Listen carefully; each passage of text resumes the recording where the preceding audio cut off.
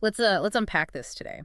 We're doing a deep dive into a story that really connects, well, global trade, big national ambitions, and probably the device you're holding right now, the iPhone. Hmm.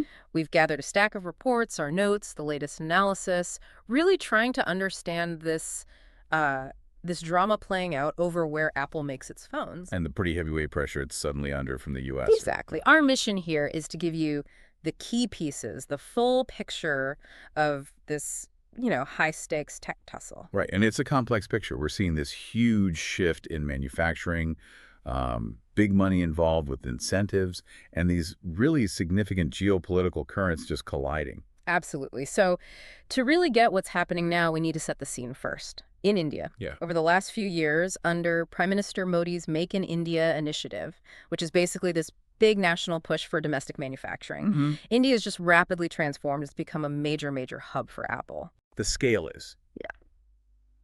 It's genuinely astonishing when you look at the numbers. By 2025, so right now, India is making 20% of all iPhones globally. 20%. Yeah, think about that. That's like 40 million phones a year. Value-wise, over $22 billion. This isn't some small side project. It's a massive economic engine. And it's concentrated, right? Not just anywhere. Places like Tamil Nadu, Telangana. Exactly. And you've got the big global players there, Foxconn, Pegatron, but also, crucially, Indian companies like Tata Electronics stepping up. And they're not just like snapping cases together. No, far from it. These factories are producing the whole range. We're talking high-end stuff, the latest iPhone 17 Pro models, even AirPods. It really shows they're building out a whole complex ecosystem there. Okay, so India's charging ahead. Now, this is where the tension really spikes. Right, the U.S. perspective. Particularly from former President Donald Trump. He sees this shift, this production moving out of the U.S. as, well, a problem for his America First economic idea. And it got very specific, didn't it? There were reports about a direct conversation. Yeah, that's right. May 15th, 2025, a business roundtable over in Doha, Qatar. Trump reportedly spoke straight to Apple CEO Tim Cook. And the message was pretty blunt, from what we understand. Apparently so. Essentially, Apple needs to build phones in the U.S., not India. Acknowledging maybe past work in China, but saying for the U.S. market, build here. The line was something like, we're not interested in India, suggesting India can sort itself out. Wow. Okay. And that personal chat was followed up very quickly with policy, real policy. 8 days later, May 23rd. Yep. Trump announces this proposal, a 25% tariff. And it's very targeted iPhones made outside the U.S. but sold inside the U.S. The goal seems pretty straightforward. Sell to Americans, build in America. That's the message. And this proposed tariff, that's the core event, really throwing this whole situation into the spotlight. So you've got India becoming this iPhone powerhouse, and then bam, this direct challenge from the U.S. Yeah. It really begs the question, doesn't it? Why is Apple so committed to India in the first place? Well, it seems to boil down to some pretty fundamental economics and, frankly, strategic necessity for Apple. Right. Diversification is key. Absolutely. Moving production, or at least diversifying away from such heavy reliance on China. We all saw the vulnerabilities during the pandemic, didn't we? Mm-hmm. Supply chain nightmares. Plus, the ongoing geopolitical stuff with China. Putting all your manufacturing eggs in that one basket looks increasingly risky. And India just offers some really compelling advantages economically, things that are hard to ignore. Like cost. Yeah, let's start there. Assembly costs. Our analysis suggests making an iPhone in India costs, somewhere between $15 and $25 per phone? Okay. And in the U.S.? Estimates for the U.S. are way higher, maybe $70 to $85 per phone. Wow. That's a huge difference on every single unit. It really is. And then you add the government support India on top of that. The incentives. Exactly. Schemes like the production-linked incentive of the PLI. Think of it as the government giving companies cash back, essentially, for making more stuff domestically. And it's serious money. Oh, yeah. We're talking around 23,000 crore, which is roughly $2.75 billion. That kind of backing. It really moves the needle for a company deciding where to invest. Right. And it's not just assembly anymore. You mentioned the ecosystem. It's evolving. India is actively building that wider network. You see more local suppliers popping up, big new investments. Yeah. Like Foxconn putting, $1.49 billion into a display module plant in Tamil Nadu just this year. A display plant, so more complex components. Exactly. It signals a shift towards deeper manufacturing capabilities within India itself. So when you contrast all that lower costs, government incentives, a growing ecosystem with the U.S. The challenge for bringing that kind of production back here becomes really clear. Labor costs here are just much, much higher. And just the sheer scale needed. Immense. Building that kind of ecosystem for, tens of millions of iPhones, the complexity, the cost, we've seen analysts estimate that making iPhones totally in the U.S. could maybe even triple the price. To like $3,500 a phone. Potentially, yeah. It's a staggering thought. And the data shows India isn't just a backup plan, it's already crucial for the U.S. market now. Absolutely critical. Look at the export numbers.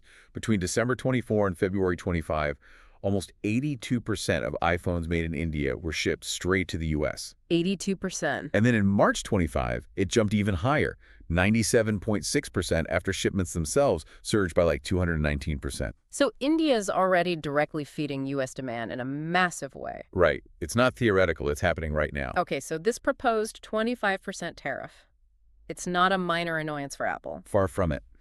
If it actually happens, the financial hit could be significant. Based on their 2024 U.S. sales, about 75.9 million iPhones sold here. Yeah. That 25% tariff could potentially cost Apple something like $900 million per quarter. $900 million a quarter, that is substantial. Huge. And that cost, well, it likely gets passed on, doesn't it? Meaning higher prices for you, the consumer, here in the States, unless Apple somehow decides to just eat that cost, which seems unlikely given the size. Exactly. It would hammer their profits. So what's India doing? How are they reacting to this pressure? Well, the Modi government isn't just sitting back. They're actively negotiating with the U.S. right now. Okay. They're trying to get the U.S. to reduce some existing tariffs on Indian goods. There's currently a 26% tariff that's actually paused right now until July 2025. Ah, so that pause creates a window. A critical window for talks, yeah. Yeah. Right in the middle of this new tariff threat from Trump. It's a very dynamic situation. And Apple itself, despite the pressure, are they backing down? Their actions suggest, no, they seem committed. Reports indicate they actually plan to increase production in India further, aiming for maybe 25% or even more of their total iPhone output from there eventually. All right. And those big investments we talked about. Like Foxconn's $1.5 billion, Tata growing its role. Mm-hmm. They really underscore that this looks like a long-term strategic play for Apple, not just a temporary fix. It's important, too, I think, to remember the human side of all this, beyond the billions and the corporate strategy. Absolutely. That Make in India initiative, Apple's presence. And it's not just numbers on a spreadsheet. It's jobs, real livelihoods. How many jobs are we talking about? Apple's operations, directly and indirectly, are estimated to support around 200,000 jobs in India. That's everything from factory floor workers to engineers. 200,000? That's a significant workforce. And it has a real impact in those communities, places like Tamil Nadu. It provides stability, opportunity for families. It's a serious driver of local economic development. And, to be fair, we should acknowledge the feeling behind the U.S. pressure, too. The desire to bring manufacturing jobs back here. Of course, that's a very understandable political goal. But as we've discussed, the economics, the practicalities. The cost structures, the Okay. sheer scale of the ecosystem needed. Replicating what's been built in India here in the U.S. faces enormous hurdles right now. Cost, workforce size, efficiency. It's just a very tough proposition. So putting this tariff threat into the even bigger picture, it feels like part of this larger global shift, doesn't it? Definitely. It's part of broader trade tensions, this whole reshaping of global supply chains that's been happening. Companies looking very hard at diversifying, especially away from China. And India seems to be positioning itself very deliberately in this. You could say that. By building up this capacity for complex manufacturing, like iPhones, for the global market, India's making itself a really significant player. Potentially, a counterweight to China in this whole U.S.-China strategic competition. Being a key Apple hub gives them real strategic clout.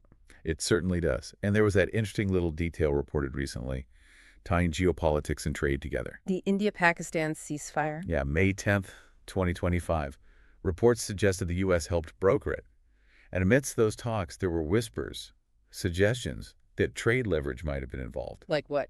But basically talks about a zero tariffs deal with India being floated. Now, Indian officials haven't confirmed trade was part of those specific ceasefire talks. Right. But it just shows how intertwined these economic and high-level political issues are becoming. Okay, so looking forward, the path ahead seems pretty uncertain. Very uncertain. But there's opportunity there for India, too, that 25% U.S. tariff threat. It's serious, yes, but it's still just a proposal. It's not law yet. And that negotiation window until July. That's crucial. It's a period for intense diplomacy, negotiation. trying to find a way through. India still has its own challenges, though, right? You mentioned the supply chain. Yeah, that's a big one. Even as they build domestically, they still rely heavily on components coming in from China. To be truly independent manufacturing-wise, that dependency needs to lessen over time. And then there's just the Trump factor, the unpredictability. That definitely adds a layer of complexity, doesn't it? Hmm. His approach to trade, it makes the whole thing feel a bit like a high-stakes negotiation game. Anything could happen. But despite all that pressure, all that uncertainty, Apple's direction seems fairly set. It appears so. Moving everything back to the U.S., the hurdles, logistical and cost-wise, seem almost prohibitive. Yeah. And China still has its own risks. So their big bet on India, expanding there, it still looks like the plan. Their commitment seems strong, yes. Even while they have to navigate this intense political heat from the U.S., it really raises questions about how much governments can force these global manufacturing shifts when the underlying economics point so strongly elsewhere. So wrapping this up, what does it all mean? We've looked at this incredible growth, this rise of iPhone making in India. Driven by clear economic benefits and India's own strategic goal. And now it's facing this very direct, very high-profile challenge from the U.S. with this proposed tariff. It's just a fascinating mix of national ambition, global supply chain realities, and raw political pressure. A really complex interplay. Definitely. So as you think about all this, maybe consider this question. How might the future of global manufacturing and, let's be honest, the cost of the technology we all rely on every day be reshaped? Not just by pure economics anymore, but increasingly by these kinds of geopolitical games, these political pressures and negotiations. And ultimately, what does that mean for the workers and for you, the consumers, caught in the middle of it all around the world?